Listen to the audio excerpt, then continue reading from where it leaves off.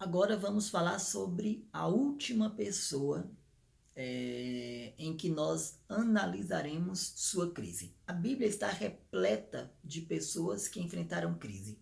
Se nós formos falar de todas, nós passaremos vários dias discorrendo sobre elas. Mas nós vamos encerrar em Jó. Os irmãos conhecem a história de Jó, um homem reto, temente a Deus, que enfrenta uma crise a partir do momento em que Deus dá um bom testemunho da vida de Jó ao próprio Satanás. Os dois têm uma conversa, Deus e o diabo. Deus, orgulhoso de Jó, faz um elogio a Jó para Satanás.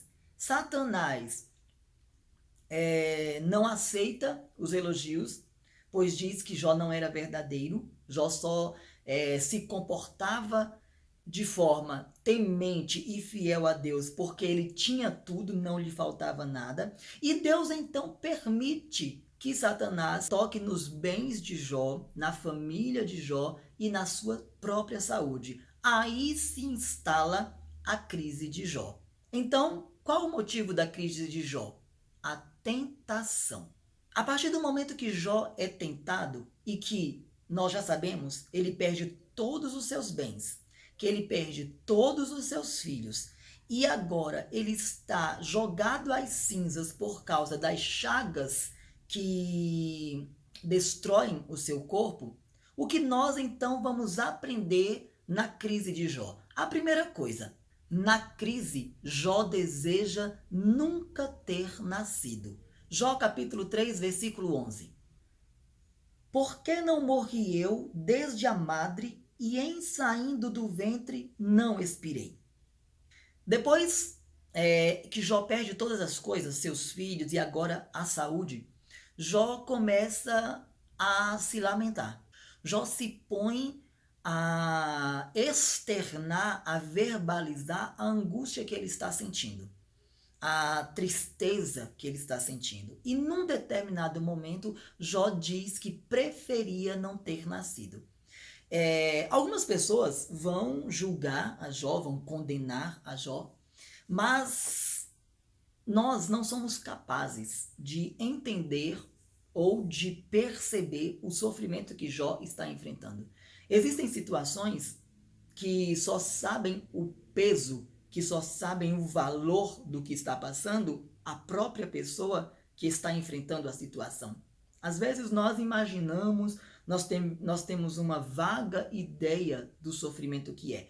Mas o sofrimento de Jó é tão grande, é muito grande, e nós não conseguimos alcançar esse sofrimento, que Jó chega a desejar não ter nascido. Jó lamenta o dia em que ele nasceu. Aprendemos alguma coisa com isso? Aprendemos.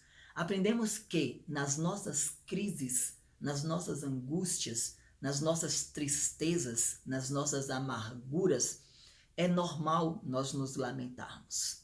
Deus vai entender se você lamentar. Deus vai entender se você chorar. Deus vai entender se você reclamar. Porque nós, outra vez eu afirmo, não somos super-heróis. Nós não somos super-homens. Nós somos homens e mulheres comuns que no sofrimento podemos reclamar, que no sofrimento podemos lamentar. Talvez assim como Jó você esteja nesse momento de lamento. Talvez assim como Jó, quem sabe você já tenha decidido morrer. Você tenha dito que era melhor não ter nascido. Quero dizer para você que essa sua fala não é o fim. O fim será se você morrer. Isso você nunca poderá fazer. Você pode até lamentar, você pode até dizer, você pode até desejar. Agora, não morra. Não coloque fim à sua vida, porque existe esperança. Enquanto você estiver vivo, há esperança para você. Os olhos de Deus estão sobre você e estão guardando a sua vida. Continuando, na crise, Jó é encorajado a amaldiçoar a Deus. Capítulo 2, versículo 9. Então sua mulher lhe disse: ainda retens a tua sinceridade? Amaldiçoa a Deus e morre. Os irmãos se lembram do que eu falei quando nós estávamos falando sobre a crise de Noemi? Quando nós estamos em crise, não adianta procurar pessoas que não entendem quem é Deus. Não adianta nós buscarmos socorro em pessoas que não conhecem a Deus. Na crise, a melhor coisa é voltar às nossas origens, voltar a pessoas que conhecem a Deus, que sabem quem é Deus, que entendem quem é Deus. Porque em nossas crises, talvez você esteja enfrentando crises como a de Jó, esteja sendo tentado, esteja de alguma forma passando por alguma tentação, e vai ser normal, quem sabe, você encontrar pessoas que vão te jogar contra Deus, que vão dizer para você: cadê o teu Deus? Onde está o teu Deus que não te livra dessa tentação? Onde está Deus que não ouve a sua oração? Onde está Deus que não te enxerga, que te abandonou a sua própria sorte? Portanto, abandona também o teu Deus. Deixa esse Deus para lá, ele não existe. Talvez nós vamos encontrar pessoas assim. Quem sabe você já tenha encontrado pessoas que tenham dito isso a você. Talvez ontem, talvez hoje, talvez amanhã você encontrará essas pessoas. Na crise, não procure estar em contato com essas pessoas. Não busque pessoas que não conhecem a Deus, porque talvez elas vão te encorajar a amaldiçoar a Deus, a deixar a Deus. Procure pessoas que conhecem a Deus, que saibam quem é Deus, que entendem quem é o teu Deus, e elas te ajudarão a se aproximar de Deus, a passar a crise de bem com Deus. Em seguida, na crise, Jó sente falta da compaixão de um amigo. Jó capítulo 6, versículos 14 e 15. Ao que está aflito, devia o amigo mostrar compaixão, ainda ao que deixasse o temor do Todo-Poderoso. Meus irmãos aleivosamente me trataram, são como um ribeiro, como a torrente dos ribeiros que passam. Quando Jó está enfrentando a sua crise, está nos momentos difíceis da sua vida, perdeu tudo e agora a saúde está bem afetada, os amigos de Jó começam a questionar sobre possíveis motivos que Jó tenha dado para estar naquela situação. Os 3 melhores amigos de Jó, no lugar de apoiar a Jó, de dar socorro, de falar palavras de ânimo, palavras que reconfortassem a Jó, eles começam a questionar, a instigar Jó sobre pecados, a Jó confessar erros, mostrar a Jó que não era para ele estar daquele jeito, naquela situação, como um homem reto está daquele jeito, como um homem fiel está naquela situação. Quem sabe você também esteja na mesma situação de Jó. Quem sabe as pessoas têm chegado até você e dito: olha, você está passando por isso porque Deus está punindo você. Você está enfrentando essa situação porque você está em pecado.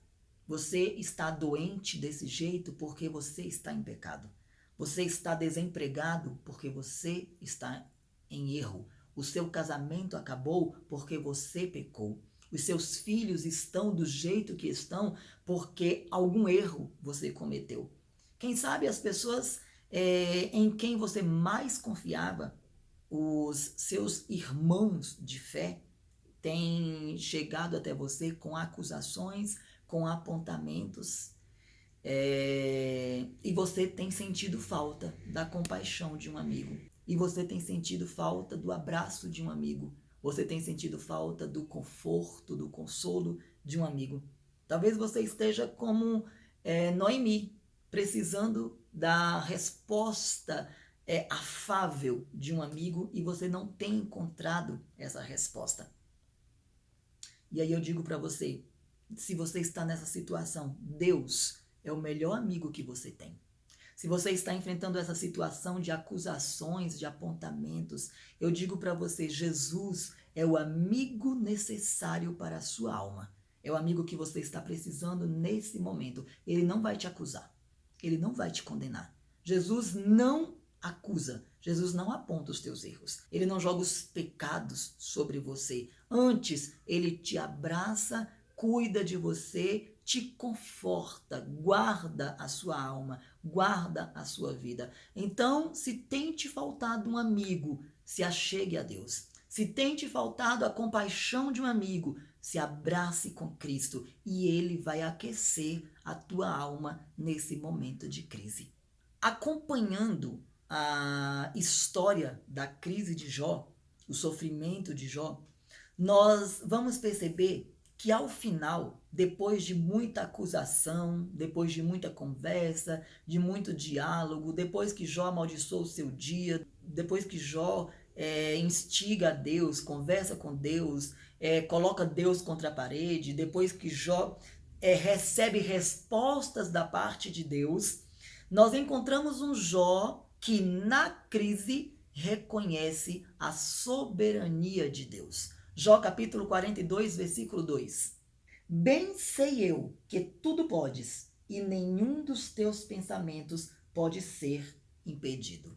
Importante aqui, queridos, que mesmo depois de tudo que aconteceu na vida de Jó, mesmo depois até dos diálogos mais fervorosos que Jó tem com Deus, de algumas coisas que Jó fala que não é, e que não eram verdades, e que Deus retruca a Jó e mostra a ele que não eram verdades o que ele falava, Jó reconhece que Deus é soberano.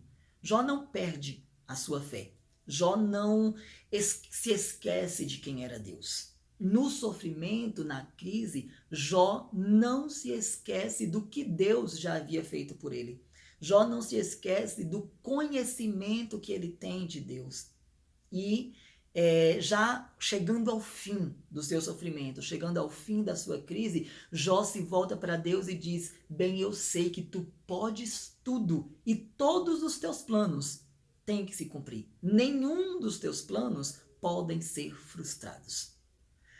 Com isso, eu quero te encorajar mais uma vez. Eu quero que você entenda: Deus está no controle de todas as coisas.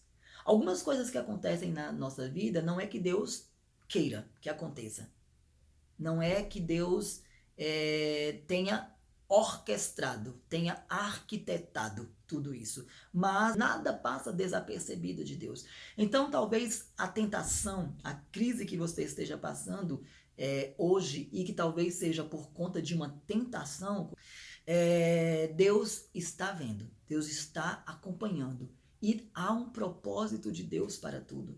Os pensamentos de Deus são muito maiores do que os nossos pensamentos. E a Bíblia afirma que os pensamentos de Deus são sempre pensamentos de paz a nosso respeito. Deus tem pensamentos de paz sobre a tua vida. Nessa crise, Deus tem pensamentos de paz sobre você. Os pensamentos de Deus estão voltados para você. E nós precisamos reconhecer que Ele é soberano. Você precisa reconhecer isso, a soberania de Deus sobre a tua vida. Você precisa reconhecer que Ele pode tudo, que Ele sabe tudo, que Ele está em todos os lugares. Quando você, na crise, começar a reconhecer a soberania de Deus, quando na crise você começar a entender que Ele é soberano, que Ele controla tudo, que Ele sabe tudo, que Ele vê tudo e que os pensamentos dele são muito maiores do que os teus próprios pensamentos, talvez seja o início da sua saída da crise. Talvez seja o início da sua vitória, o reconhecimento da soberania de Deus. E o mais importante que aconteceu na crise de Jó é que na crise Jó amplia o seu conhecimento de Deus. Vamos ver isso no versículo 5 do capítulo 42. Com o ouvido dos meus ouvidos ouvi, mas agora te veem os meus olhos. Jó chega num estado da sua crise, das suas dificuldades, do seu sofrimento, em que ele, conversando com Deus, a partir de todos os diálogos que ele tem com Deus, ele chega para Deus e fala o seguinte: antes eu te conhecia apenas de ouvir. Antes eu te conhecia apenas do que falavam sobre o Senhor. Agora os meus olhos te veem. Agora eu conheço o Senhor por experiência. Agora eu consigo te enxergar. Agora eu te vejo por uma outra ótica. Agora de verdade eu te conheço. Jó amplia o seu conhecimento de Deus. A crise de Jó permitiu a ele conhecer a Deus de forma mais profunda. Conhecer a Deus com mais propriedade, Conhecer a Deus a partir da sua própria experiência. Conhecer a Deus a partir da sua conversa, a partir do diálogo que os dois tiveram, a partir da aproximação que foi possível pela crise que Jó passou, pelo sofrimento que Jó estava passando. E aí eu digo a você, de que forma você vai sair dessa crise? Como está o seu relacionamento com Deus nessa crise? Será que você vai sair da crise conhecendo a Deus da mesma forma que você iniciou a crise? Ou você vai poder fazer como Jó, falar como Jó: Deus, depois dessa crise, eu te conheço muito melhor. Agora eu te conheço por experiência. Será que você vai ser capaz de dizer a Deus: eu te conheço agora porque os meus olhos te veem? Eu te conheço agora não pelo que dizem, eu te conheço agora não pelo que me falaram, mas pelo que eu mesmo pude chegar ao conhecimento, num relacionamento mais sólido, mais verdadeiro. Isso será essencial para você. Aproveite a crise para conhecer a Deus. Aproveite a crise para saber quem é o Deus que você serve. Aproveite a crise para se aprofundar nesse conhecimento, para entender quem é Deus. Talvez você tenha entrado nessa crise conhecendo um Deus apenas de ouvir, pelo que o pastor falava, pelo que os irmãos falavam, pelo que outras pessoas falavam, pelos programas de rádio, de televisão que você assiste, que você ouve, que você ouvia, que você assistia, mas que a crise te possibilite conhecer a Deus, ampliar o teu conhecimento de Deus pelas suas próprias experiências, pela aproximação que você vai ter em relação a Deus, pela forma como você buscou a Deus, pela forma como você dialogou, conversou com Deus. Que a crise te permita conhecer a Deus de forma mais profunda. E para finalizar sobre a crise de Jó, depois da crise, Deus restitui de forma duplicada o que antes Jó tinha e que ele acabou perdendo. Jó capítulo 42, versículos 12 e 13. E assim abençoou o Senhor o último estado de Jó, mais do que o primeiro, porque teve 14.000 ovelhas e 6.000 camelos, e 1.000 juntas de bois e 1.000 jumentas. Também teve 7 filhos e 3 filhas. Queridos, Jó enfrenta uma crise e Jó vence a crise. Jó inicia a crise com um conhecimento sobre Deus e Jó termina a crise com esse conhecimento ampliado, mais aprofundado sobre Deus. Depois que Jó vence a crise, Deus abençoa a Jó.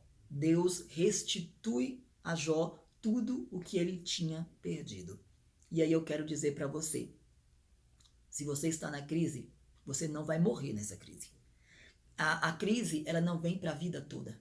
Eu quero dizer para você que se você passar essa crise com Deus, se você finalizar essa crise conhecendo Deus melhor, com certeza Deus vai te abençoar de forma poderosa.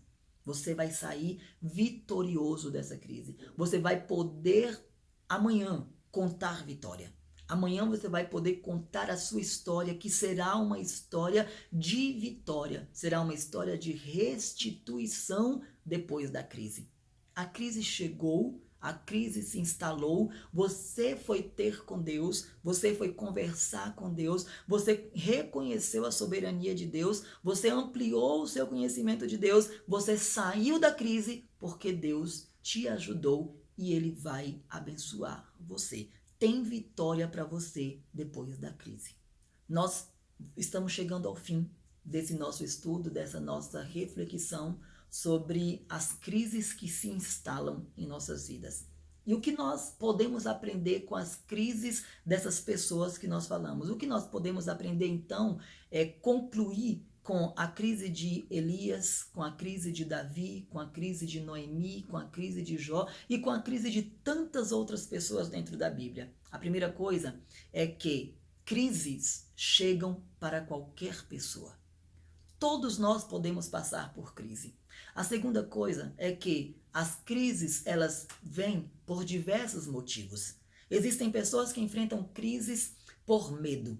Existem outras pessoas que enfrentam crises por perder entes queridos. Existem outras pessoas que enfrentam crises porque elas próprias procuram essas crises ao cometerem erros, ao cometerem pecados, ao tomarem decisões erradas.